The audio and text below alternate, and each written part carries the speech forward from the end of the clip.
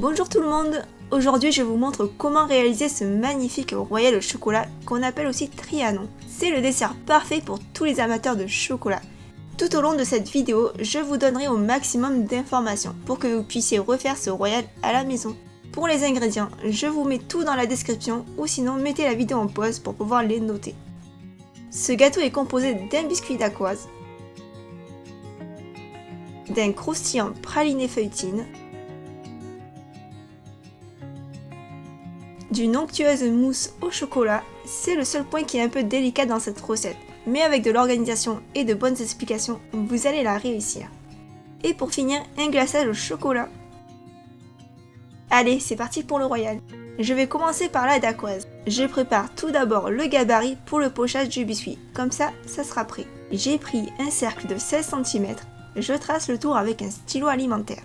Et je retourne la feuille de cuisson pour éviter que le feutre s'imprime sur le biscuit après cuisson. Ensuite, dans la cuve de mon robot, je verse les blancs d'œufs et je vais les battre pour les faire monter en neige. Dès que ça mousse, j'ajoute petit à petit le sucre en poudre. Ça va aider à serrer la texture des blancs.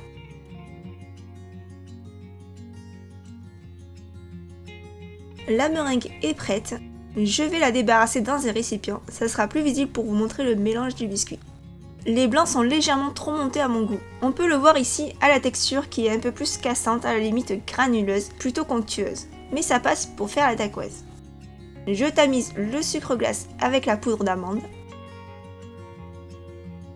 Il reste des gros grains d'amande, je les garde quand même, on ne fait pas de macaron, donc dans un biscuit ça passe très bien. Je tamise avant tout pour le sucre glace et aussi pour éviter d'avoir des grumeaux dans la pâte. J'incorpore ensuite les poudres dans les blancs, je saupoudre une partie dessus. Et je mélange toujours en allant du milieu vers l'extérieur, en raclant et en tournant le bol à chaque coup de maryse. J'y vais délicatement pour ne pas rompre la texture des blancs en neige. Je rajoute une seconde fois du sucre glace avec de la poudre d'amande. C'est une habitude que j'ai pris d'incorporer les aliments secs en plusieurs fois. Pour les simples raisons que d'une part, j'évite tous les potentiels grumeaux parce que la poudre s'est mal incorporée pendant le mélange, et d'autre part, d'éviter de mettre trop de poids sur les blancs montés et de perdre en volume. C'est un biscuit pour un entremets, donc on veut garder de la texture et du moelleux. Le mélange de la dacquoise est fini, je la mets en poche et je la couche aussitôt sur ma feuille de cuisson. Je laisse couler le biscuit en commençant par le centre pour aller vers l'extérieur.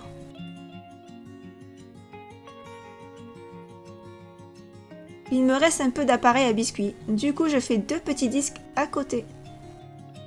Et enfin, je les enfourne à 175 degrés pendant 20 minutes.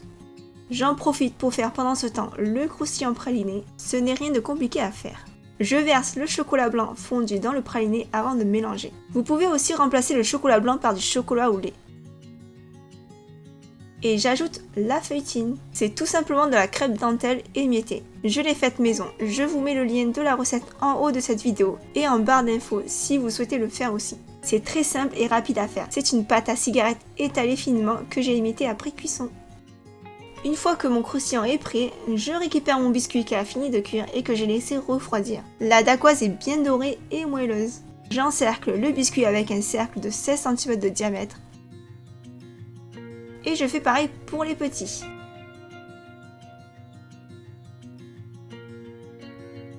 Pour les petits bouts de biscuit, c'est en dégustation.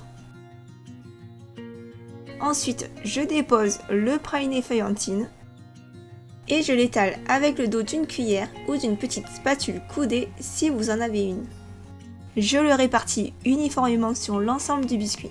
Au démoulage, on doit avoir à peu près entre 0,8 à 1 cm d'épaisseur de croustillant.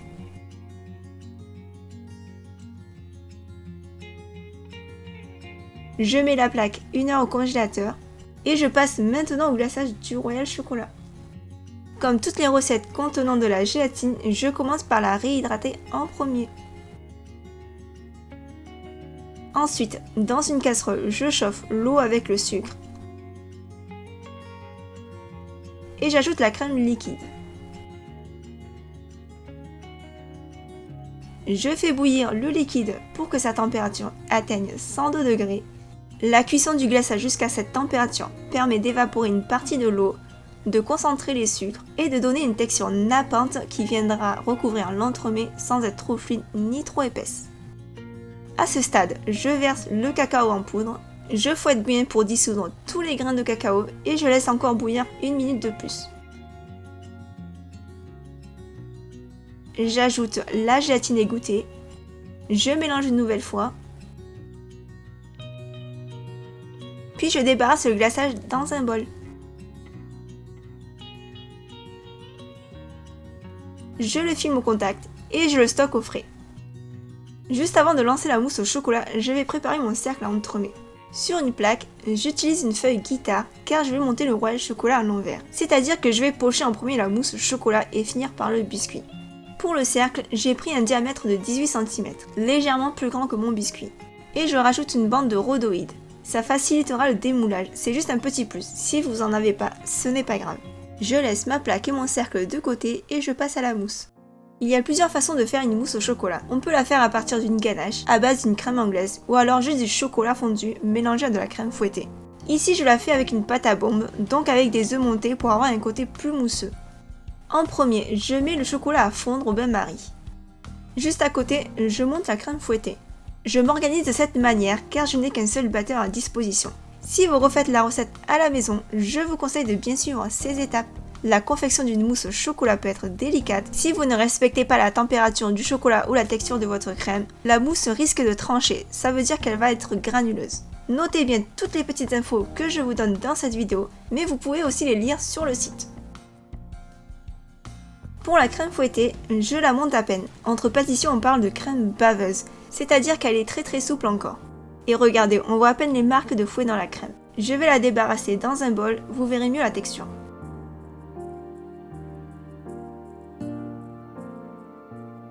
Je la stocke au frigo en attendant les autres préparations. Ensuite, pour le chocolat, je l'ai fait fondre jusqu'à 60 degrés. C'est très chaud, mais le temps que je prépare la pâte à bombe, sa température va redescendre de quelques degrés. Idéalement, pour faire le mélange de la mousse, le chocolat doit être autour de 45 degrés. Je l'enlève du bain-marie et je passe ensuite à la pâte à bombe. Dans une casserole, je fais chauffer mon sirop en mélangeant le sucre avec l'eau. En parallèle, je mets les œufs dans mon batteur et je les fouette en vitesse moyenne.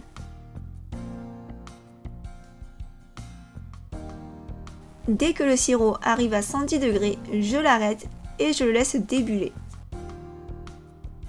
Je le verse en filet sur les œufs. J'ai cuit le sirop jusqu'à 110 degrés au lieu de 120 degrés pour avoir une texture plus légère et mousseuse. Pour info, 120 degrés, c'est la température pour faire de la meringue italienne. La texture est un peu plus ferme. Voilà, après quelques minutes, les œufs sont bien émulsionnés. Sa température est aux alentours de 30-35 degrés. Allez, on va pouvoir passer au mélange final de la mousse au chocolat. Mon chocolat est redescendu à 48 degrés, donc on est bon. Je vais d'abord faire le mélange avec le fouet. Je commence par mettre un tiers de pâte à bombe dans le chocolat pour le détendre.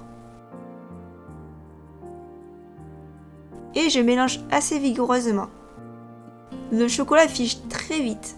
Le temps que je prépare ma scène pour le tournage de cette vidéo, comme je suis toute seule à filmer, le chocolat et la pâte à bombe ont eu le temps de refroidir. Surtout la pâte à bombe qui doit être normalement tiède autour de 30-35 degrés, là elle est à 25 degrés. Habituellement ce premier mélange est un peu plus souple. Je transvase ensuite tout le chocolat dans la pâte à bombe. Et là je fouette plus ou moins rapidement pour détendre le chocolat.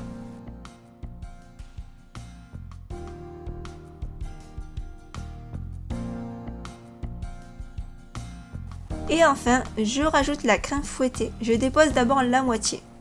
Pour le mélange, c'est toujours la même façon. Je pars du milieu en allant vers l'extérieur, tout en tournant le bol à chaque coup de fouet. Ça permet de mélanger uniformément la masse. Je verse le restant de crème et je finis le mélange avec la maryse.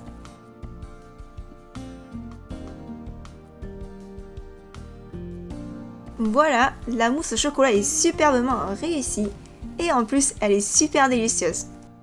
Allez, je vais passer au montage du royal. Je prends mon cercle à entremets et du coup, comme je l'ai dit précédemment, je fais un montage à l'envers. Au lieu de commencer par le biscuit, je mets la mousse en premier. Ça permet d'avoir une surface bien lisse et plate. Ensuite, avec une spatule coudée, je répartis la mousse et je ramène bien la crème contre les bords du cercle. Je donne des petits à-coups pour enlever tous les bulles d'air, justement pour qu'il n'y ait pas de trous, pour qu'au démoulage, on puisse avoir un entremets net, uni, sans crevasse. Je remets encore un peu de mousse. Je lisse plus ou moins la surface. Et ensuite, je prends mon fond de biscuit croustillant, la feuillantine est bien solide, je vais la placer contre le chocolat. J'appuie et j'exerce une légère rotation pour faire ressortir la mousse. Et avec une petite spatule, je viens lisser la mousse autour du biscuit. Alors c'est normal que je n'ai pas garni la mousse jusqu'à la hauteur du cercle. C'est un parti pris parce qu'il n'y a que de la mousse au chocolat et ça peut être lourd en dégustation. Comme il me reste un peu de mousse, je vais garnir aussi ce petit cercle que j'avais fait.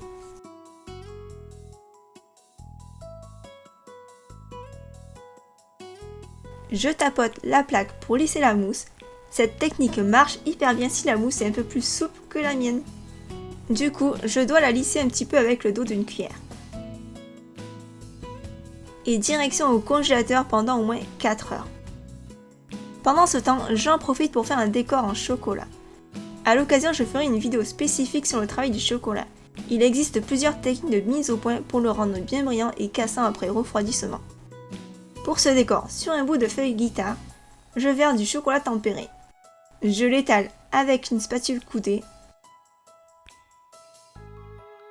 Et avec un peigne à chocolat, je tire des traits sur la surface. Je décolle la feuille guitare pour nettoyer le plan de travail. Et dès que le chocolat est légèrement figé, j'utilise un ancien rouleau de film alimentaire pour enrouler le décor. Quand c'est fini, je laisse le décor figé tranquillement à l'air libre. Après 4 heures au congélateur, je vais pouvoir finir le royal chocolat. J'enlève le petit et je le finirai plus tard. Pour le grand, je le retourne pour décoller la feuille guitare. On a une surface bien lisse.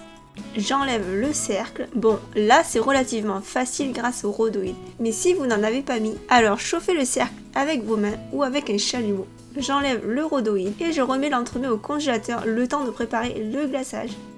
Ici, j'ai fait réchauffer le glaçage au micro-ondes. La bonne température d'utilisation doit être entre 28 et 30 degrés. S'il est trop chaud, il risque de faire fondre le gâteau et s'il est trop froid, il va figer trop rapidement. Je le verse dans un verre mesureur, ça sera plus simple pour glacer. Pour le glaçage, j'ai préparé une grille avec un plat en dessous. Je dépose l'entremets sur la grille. Là, je viens casser l'arête en lissant avec mon doigt pour avoir un bord un peu plus arrondi. Ça permet au glaçage de mieux glisser et c'est un peu plus joli côté esthétique. Je verse le glaçage en commençant par le tour avant de revenir au centre. À ce stade, vérifie bien que toute la surface de l'entremets soit recouverte. Et de suite après, avec une longue spatule, j'enlève le surplus de glaçage. Je tiens la spatule le plus droit possible et je racle d'une seule fois. Pour enlever le gâteau, je passe une spatule coudée en dessous. Je le soulève doucement et j'enlève les petites coulures de glaçage. Puis je le dépose sur un carton or. Je passe à présent à la décoration du royal. Je démoule le chocolat avant de déposer quelques spirales sur le dessus.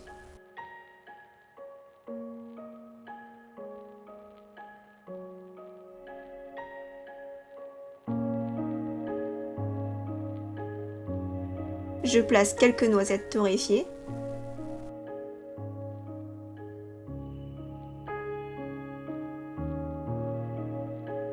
Et voilà, le royal au chocolat est terminé. Il n'y a plus qu'à le découper et à le déguster. J'espère que la vidéo vous a plu et que vous allez refaire la recette chez vous. N'hésitez pas à commenter, à mettre un petit j'aime et à vous abonner à ma chaîne.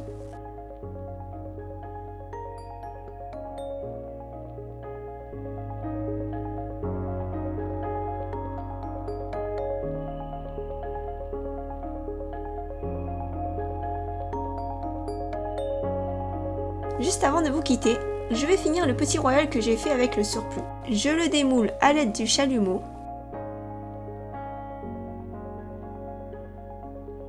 Je relisse la surface avec une spatule que j'ai légèrement chauffée.